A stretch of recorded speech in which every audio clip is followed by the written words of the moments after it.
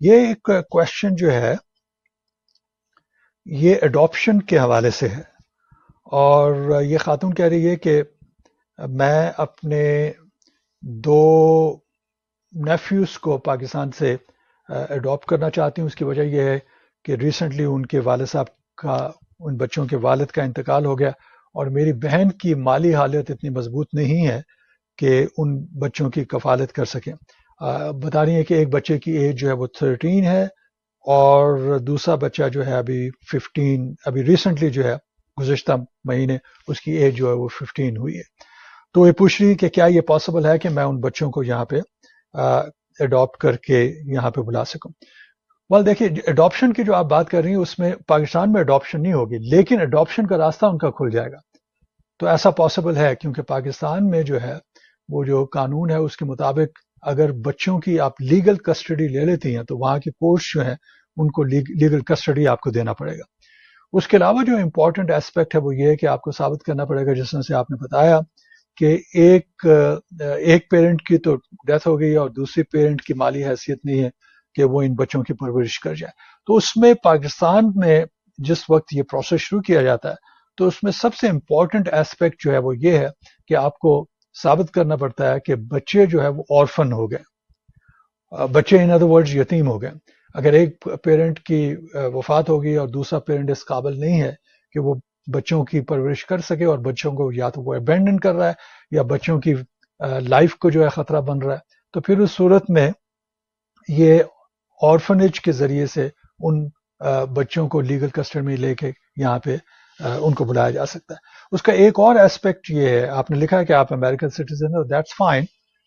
آپ کو وہ چیز جو ہے وہ امریکن سٹیزن شپ جو ہے آپ کو کوالیفائی کرتی ہے، لیکن اس کے بعد کا جو اس کے لیے جو ایک انتہائی امپورٹنٹ ایسپیکٹ ہے وہ یہ ہے کہ آپ کو آپ کا پورا بیک گراؤنڈ دیکھا جاتا ہے، فائنینشیل بیک گراؤنڈ اور آپ کا کرمنل بیک گراؤنڈ دیکھا جاتا ہے، اور اس کے لیے جو ہے انٹرنیشنل ایجنسیز ہیں جنہیں آپ ہائر کرتی ہیں، جس کے ذریعے سے آپ کی ہوم اسٹڈی ہوتی ہے، وہ یہ دیکھنے کے لیے کہ کیا واقعی ان بچوں کی آپ یہاں پہ کفالت کر سکیں گے یا نہیں کر سکیں گے، آپ کا کس قسم کا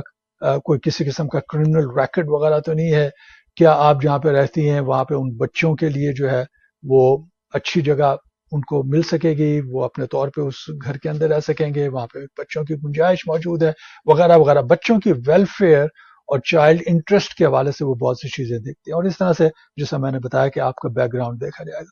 تو گڈ نیوز یہ ہے کہ اس ایسپیکٹ کو آپ مزید ایکسپلور کر سکتے ہیں، لیکن یہاں پہ اتنا پاسبل نہیں ہے کہ میں آپ کو اس کی ایک ایک بات بتا سکوں گا، کیونکہ مجھے آپ کے بارے میں زیادہ معلومات نہیں ہے۔ تو میں یہ چاہوں گا کہ آپ کسی بھی ایکسپیرینس لائر سے، خاص طور پہ جو اڈاپشن لا کے بارے میں جانتے ہیں اور امیگریشن لا کے بخوبی سمجھتے ہیں، وہ آپ کو مکمل طور پہ گائیڈ کر سکے۔ اگر آپ مجھ سے رابطہ کرنا چاہ رہے ہیں تو میرا نمبر جو ہے آپ اسکرین پہ دیکھ سکیں گی، کال کر لیجئے، اور مجھے خوشی ہوگی کہ اس اپوائنٹڈ ٹائم پہ میں آپ کو مزید اس کے بارے میں انفارمیشن پرووائڈ کر سکوں۔ اچھا جی، یہ کوشچن ہے، یہ صاحب کہہ رہے ہیں کہ مجھے امریکہ آئے ہوئے 10 سال ہو چکے ہیں، یہاں پر میرے 2 بچوں کی پیدائش بھی ہے جن کی عمریں 17 سال اور 18 سال ہے۔ یہ کہہ رہے ہیں کہ میرا اپنا بزنس یہاں پہ موجود ہے اور میرے امپلائر نے مجھے اسپانسر کیا ہوا تھا، اور اس دوران میں اب جو ہے وہ اس کمپنی کی آنرشپ جو ہے وہ ڈیوائڈ ہو گئی ہے، اور اب ایک آنر رہ گیا ہے۔ تو یہ پوچھنا چاہ رہے ہیں کیا اس کی وجہ سے کوئی پرابلم وغیرہ تو نہیں ہوگی؟ دیکھیے، یہ جو بچوں کی ایج وغیرہ انہوں نے بتائی ہے وہ میں خیال ہے اس حوالے سے انہوں نے نہیں بتایا کہ بچوں کی ایج ایسی ہو چکی ہے اور بچے یہاں پہ پیدا ہوئے ہیں، ایسی ایج ان کی ہے کہ وہ انہیں اسپانسر کر سکیں گے۔ وہ اپنی امپلائمنٹ کے حوالے سے جو گرین کارڈ حاصل کرنا چاہ رہے ہیں اس کے بارے میں پوچھنا چاہ رہے ہیں۔ جہاں دیکھیے، اگر 2 امپلائر تھے اور ایک امپلائر جو ہے اپنا حصہ دوسرے امپلائر کو دے دیتا ہے، ایک سینیریو یہ ہو سکتا ہے، یا ایک امپلائر جو ہے وہ اپنی پارٹنرشپ کسی اور کو بیچ دیتا ہے، تو پھر دیکھنا ہوگا کہ کتنی پرسنٹیج ہے، اور اگر وہ کمپنی جو ہے وہ چل رہی ہے اور اس میں پرسنٹیج کی جو ہے شیئر ہولڈرز کی اس میں آگے پیچھے بھی ہوتے ہیں، لیکن اس کے باوجود بھی اس کمپنی کی ایگزسٹنس وغیرہ موجود ہے، تو وہ معاملہ جو ہے وہ آگے بڑھ سکتا ہے، لیکن اسے مزید جو ہے وہ چھان بین کرنی پڑے گی، جو اس کا لیگل سٹرکچر ہے آپ کے امپلائر کی آرگنائزیشن کا، اور اس کے ساتھ ہی جو فائنینشیل ان کی رسپانسبلٹی ہوگی، اور جو شیئر ہولڈرز کی اپنی کیپیسٹی ہے اس کے بارے میں بھی دیکھنا پڑے گا۔ تو اس میں اس کا یہ مقصد نہیں ہے کہ اگر ایک امپلائر اس میں سے ایک شیئر ہولڈر کہنا چاہیے، اس میں سے آپ نے امپلائر کہا ہے، تو اگر ایک شیئر ہولڈر نکل جاتا ہے تو اس کے کیا اثرات ہوں گے، اس کے بارے میں اگر آپ مزید بات کرنا چاہ رہے ہیں تو کال کر لیجئے، اپوائنٹمنٹ لے لیجئے، اور اس پہ ہم مزید بات کر سکیں گے۔ ناظرین، ایک اور اس میں جو ایسپیکٹ ابھی ریسنٹلی ہمارے سامنے آیا ہے، وہ یہ ہے کہ بہت سے لوگ کہ جو یہاں پہ انٹرویو وغیرہ کے لیے جانا چاہتے ہیں، وہ یہ معلوم کرنا چاہ رہے ہیں جی کہ ایسا تو نہیں ہے کہ اگر ہم انٹرویو کے لیے جاتے ہیں اور انٹرویو پہ جو ہے ہمیں ہارڈ ٹائم دیا جاتا ہے، اور انٹرویو پہ خاص طور پہ ایسے لوگ کہ جو گرین کارڈ انٹرویو کے لیے جانا چاہتے ہیں، اگر انہوں نے یہاں پہ اوور سٹے کیا ہے اور یا انہوں نے یہاں پہ جابز وغیرہ کی ہیں، تو اس حوالے سے ان کے لیے پریشانی ہو جائے، کیونکہ اس وقت جو ہے امیگریشن سروے ایک اور نئی انہوں نے سلسلہ شروع کیا۔ وہ یہ کہتے ہیں کہ اگر کوئی شخص بھی جو ہے یہاں پہ موجود تھا اور اس نے امپلائمنٹ یہاں پہ کی ہے اور وہ آتھرائز نہیں تھا، تو پھر اس کی وجہ سے کئی لوگوں کو جو ہے وہ ہارڈ ٹائم دے رہے ہیں۔ یہ ایسے لوگ کہ جو بارڈر کراس کر کے آ گئے تھے، اور بارڈر کراس کر کے ایسے وقت آئے تھے جس وقت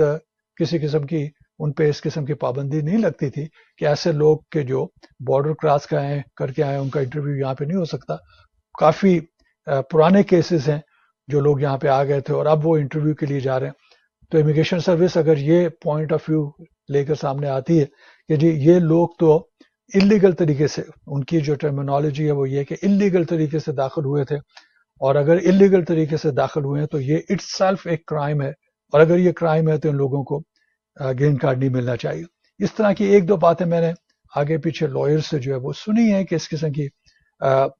پیش بندی جو ہے وہ کی جا رہی ہے۔ کس حد تک یہ معاملہ جو ہے وہ لیگل ہوگا، اٹس ویری ڈیفیکلٹ ٹو سے، کیونکہ یہ ایک بہت بڑا رکاوٹ بن سکتی ہے ان لوگوں کے لیے کہ جو یہاں پہ آ کے گرین کارڈ حاصل کرنا چاہتے ہیں، چاہے وہ امپلائمنٹ بیسڈ ہے یا